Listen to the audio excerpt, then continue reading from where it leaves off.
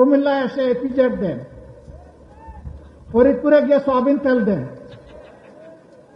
তিনি দিনাজপুরে গিয়ে আম উপহার দেন, সিলেটে গিয়ে 9.5 ঘন্টা উপহার দেন,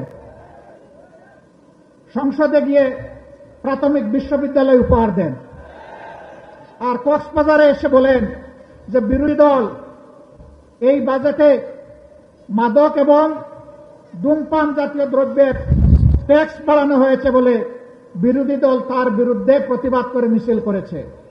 মিথ্যা, ভুয়া।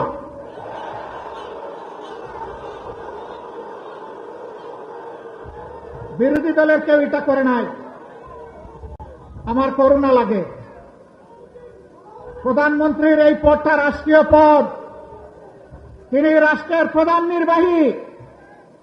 তার দিকে তাকিয়ে বিশ্বের জনগণ বাংলাদেশকে হিসাব করবে। তার মুখ দিয়ে যদি অনবরত এই সমস্ত ভুলভাল কথা বের হতে থাকে, বাংলাদেশ লজ্জিত হবে, ক্ষতিগ্রস্ত হবে। এদেরকে চিহ্নিত করুন। যারা আপনাদেরকে ভুল বুঝাচ্ছে, আপনার সম্মান মানে বাংলাদেশের সম্মান যারা ধ্বংস করছে, এদের ব্যাপারে ব্যবস্থা নিন। নইলে ক্ষতিগ্রস্ত শুধু আপনি হবেন না, গোটা জাতিকে আপনি ক্ষতিগ্রস্ত করবেন।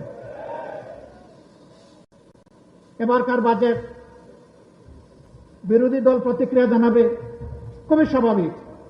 এটা গণতন্ত্রের এসেন্স, এটা গণতন্ত্রের সৌন্দর্য। এতে রাগ করার কি আছে?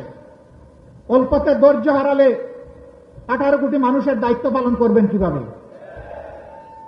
হ্যাঁ, জনগণ সমর্থন দিবে, প্রশংসা করবে।